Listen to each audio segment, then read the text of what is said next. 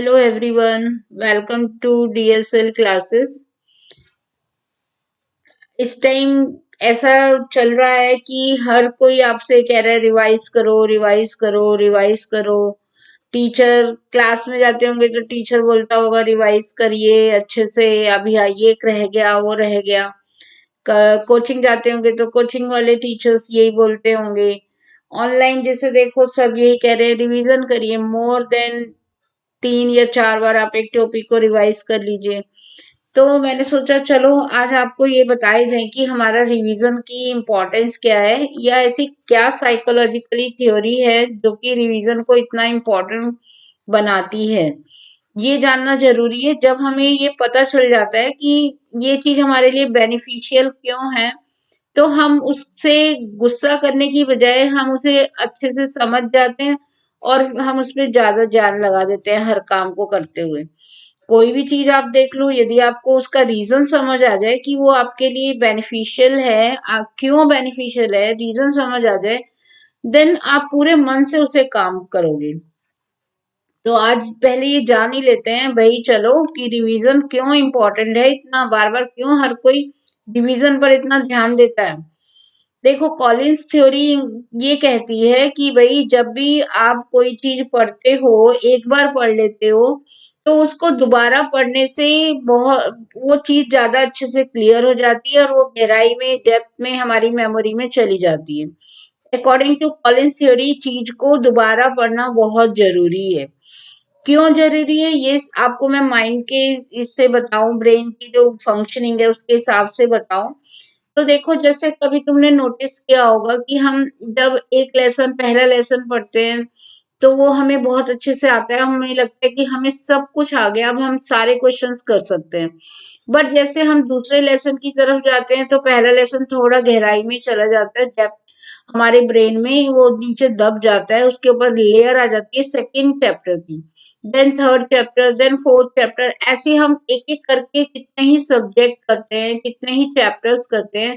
तो जो हमारा स्टार्टिंग का चैप्टर होता है वो हमारा नीचे की तरफ दबता चला जाता है, और हमें फिर वो जब हम कोई क्वेश्चन उससे रिलेटेड करने लगते हैं तो वो हमें इतना आसानी से याद नहीं आता।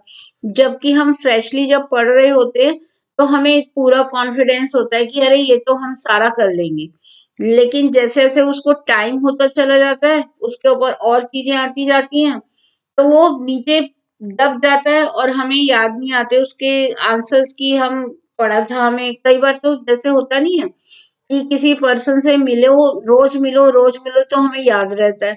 यदि हम उसको 2 महीने बाद मिले, 4 महीने बाद मिले, तो हमें चीजें धीरे धीरे भूलनी शुरू हो जाती हैं, क्योंकि हम उसे रिफ्रेश नहीं कर रहे हैं। सेम ऐसी पढ़ाई में भी होता है। यदि हम रिवाइज करेंगे तो हम पहली बार जब आप पढ़ते हो तो उससे हमें डायग्राम, मैप, रिएक्शंस और भी थ्योरीज, बहुत सारी चीजें जो है वो याद हो जाती हैं, दिमाग में आ जाती हैं, भर जाती हैं कि हाँ हमें याद हो गया। लेकिन जब हम दोबारा उसको पढ़ते हैं, दोबारा उसको 3 बार 4 बार हम उसे रिवाइज करते हैं, तो हमें कॉन्फिडेंस आना शुरू हो जाता है। हमारी जो हम इस टाइम एग्जाम की वजह से घबराए हुए हैं ना कि एग्जाम आने वाला है, प्रैक्टिकल आने वाला है, ये एनुअल एग्जाम्स आने वाले हैं, क्या होगा, हमें तो कुछ याद ही नहीं है, होता है ना, ऐसा फील होता है हमें कि हमें एनजाइटी आनी शुरू हो जाती है। तो वो हमारा कॉन्फिडेंस लूज होना शुरू हो जाता है, क्योंकि वो चीज बहुत नीचे दबी हुई होती है और हमें हमें लगता है, हमें अपनी मेमोरी पर ही विश्वास खत्म होने लगता है कि अरे हमें तो याद ही नहीं, हमें पता नहीं पेपर हम करेंगे तो हमें कुछ याद आएगा भी कि नहीं आएगा। हम हमारा कॉन्फिडेंस लेवल जो है वो हिल जाता है। इसी चीज को, कॉन्फिडेंस को बढ़ाने के लिए और एनजाइटी को रिड्यूस करने के लिए हमें बार बार, 2 बार 3 बार, जितना वो आपकी कैपेबिलिटी है, आपकी हिम्मत है कि आप 4 बार लेसन को पढ़ सकते हो, 5 बार पढ़ सकते हो, हमें मल्टीपल टाइम उसे रिवाइज करना चाहिए। अब ये रिवीजन कैसे होना चाहिए, अब बता तो दिया कि रिवीजन जरूरी है, लेकिन रिवीजन करना कैसे चाहिए। रिवीजन प्रैक्टिस करनी चाहिए, पेपर से कर सकते हो, नोट्स बना के कर सकते हो। अपने टाइम को पहले सेटल करो और उसमें आप देखो कि आपके पास रिवीजन का टाइम कब निकल रहा है। तो इसके अलग-अलग तरीके हैं रिवीजन करने की। यदि आप कहोगे तो मैं उसको भी बता दूंगी आपको कि रिवीजन करना कैसे चाहिए, किस सब्जेक्ट के लिए कैसे करना चाहिए। लेकिन हाँ, मेरी ये थ्योरी जरूर है कि हमेशा रिवीजन इजी टू हार्ड करना चाहिए। हमेशा वो टॉपिक पहले लेने चाहिए रिवीजन करते हुए जो इजी हो, ताकि एक कॉन्फिडेंस बन जाए और हमारे ब्रेन को भी एक सेटिस्फेक्शन आना शुरू हो जाता है कि हाँ, हमें ये चीज तो अब अच्छे से आ गई है, इसको तो हम कर लेंगे solve. And then easy to हमेशा हार्ड जाना चाहिए, ये तो आप ध्यान रखिएगा। मेरे अकॉर्डिंग तो ये है, बाकी आप अपने अकॉर्डिंग देखिए। कभी भी प्राइम टाइम जो आपका मेन टाइम है, जिस टाइम आप कोई भी नया कॉन्सेप्ट पढ़ते हो, ब्रेन एकदम फ्रेश होता है। जैसे कि मॉर्निंग का टाइम है, तो मॉर्निंग का टाइम आपका जो है वो ब्रेन एकदम फ्रेश होता है। उसमें आप कोई भी नई चीज डालोगे तो वो आपको तुरंत याद हो जाएगी। लेकिन आफ्टर सम टाइम जब हम दिन जैसे जैसे ग्रो करता है, वैसे ही हमारी मेमोरी धीरे धीरे क्या हो जाती है, कंज्यूम होने लगता है ब्रेन का स्टेमिना, एनर्जी, और हम नई चीज याद नहीं कर पाते हैं। तो कभी भी मॉर्निंग में जो प्राइम टाइम है आपका, उसमें कभी रिवीजन को नहीं लेना चाहिए। प्राइम टाइम में आप वो चीजें करनी चाहिए जो कि आपको फर्स्ट टाइम करनी है, अभी आपको लर्न करनी है, अभी आपको मेमोरी में फीड करना है उन्हें। कभी भी अपना प्राइम टाइम उसके लिए वेस्ट नहीं करना चाहिए, क्योंकि रिवीजन जो है वो आप दूसरी तीसरी बार कर रहे हो और उसमें आपको लगेगा कि मेरा सारा टाइम इसमें वेस्ट हो गया, मैं नया कॉन्सेप्ट कब पढ़ूंगा या पढ़ूंगी। तो क्या होता है, हमारे ब्रेन को भी एक टेंशन सी आनी शुरू हो जाती है कि मेरा मेन टाइम सारा निकल गया और मैंने अभी तक कुछ नया नहीं किया। तो कभी भी अपने मेन प्राइम टाइम को रिवीजन के लिए स्केड्यूल मत करना, ठीक है।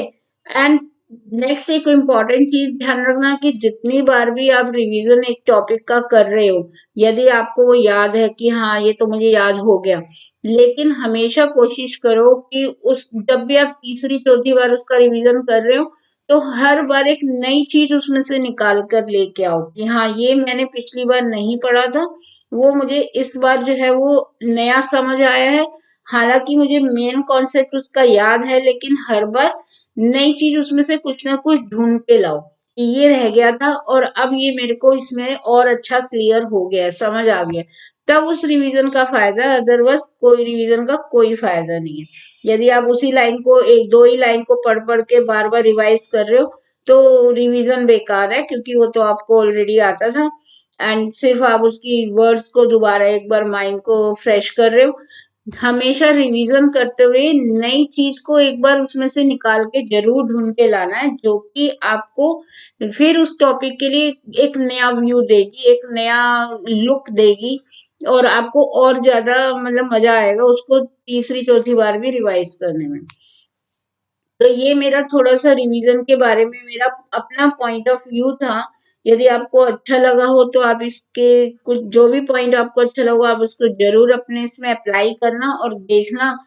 डॉक्टर का काम है कि वो प्रिस्क्रिप्शन दे, मेरा काम है आपको सलाह देना कि ये इस टाइप से अच्छा हो सकता है यदि आप करो। अब मरीज का काम है कि वो दवाई टाइम से खाए या ना खाए, यदि खाएगा तो उसकी बीमारी दूर हो जाएगी, और यदि नहीं खाओगे तो नेचुरली वो चीज वैसे की वैसी ही रहेगी, डंप रहेगी, वो उसमें कोई इम्प्रूवमेंट नहीं होगा। तो ये आपके ऊपर है, आप कैसे उसको अप्लाई करते हो। इनमें से दो पॉइंट आपको अच्छा लगा हो, प्लीज उसे अप्लाई करके जरूर देखना, जरूर फायदा मिलने वाला है।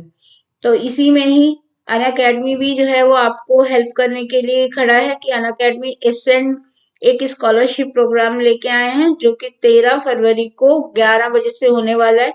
इसमें आप क्या कर सकते हो, एनुअल एग्जाम की प्रिपरेशन आपकी कितनी हो गई है वो आप चेक कर सकते हो, आपने कितना अप्लाई किया है वो आप देख सकते हो उस टेस्ट सीरीज में जाकर। ये 6 to 12 हर बच्चे के लिए है, आप अपने अड़ोस पड़ोस में, घर में जो भी छोटे भाई बहन है सबको बता सकते हो, this is for 6 to 12 class. क्या करना है इसमें, आप उनके साथ सीख भी सकते हो, प्रिपेयर फॉर एसेंट बैच में ज्वाइन करके। या फिर आप उसी दिन, यदि आपकी प्रिपरेशन अच्छी है तो आप उसी दिन जो है टेस्ट सीरीज को ज्वाइन कर सकते हो। तीसरा, आप उस टेस्ट को जो आप अप्लाई करोगे देखोगे, उसको एनालाइज भी कर सकते हो टीचर के साथ। तो तीनों फायदे हैं, आप अभी से प्रिपेयर भी कर सकते हो उनके साथ, 13 को ज्वाइन भी कर सकते हो एंड एनालिसिस भी करवा सकते हो। एंड इसके साथ साथ 5 लाख तक के प्राइजेस आप स्कॉलरशिप के जीत भी सकते हो। तो देर क्या करनी, जल्दी से एनरोल करिए अपने आप को। 13 फेब के लिए डिस्क्रिप्शन बॉक्स में लिंक है, वहां से ज्वाइन करिए, एनरोल करिए अपने आप को। और जो नए हैं उनके लिए टिप्स है कि ऐप डाउनलोड करिए, लिंक से ज्वाइन करिए, गोल सेलेक्ट करिए एंड देन यदि आप नए हो तो इनवाइट कोड डाल दीजिए DSL क्लासेस और आप अनलॉक हो जाएंगे and you can gain 10% discount on the subscription of iconic. And कोई भी स्पेशल क्लास देखनी है, कुछ भी देखना है, तो आप अनअकैडमी पर DSL क्लासेस से अपने आप को अनलॉक कर सकते हो। थैंक यू वेरी मच, मिलते हैं फिर नेक्स्ट वीडियो में। Till then bye everyone.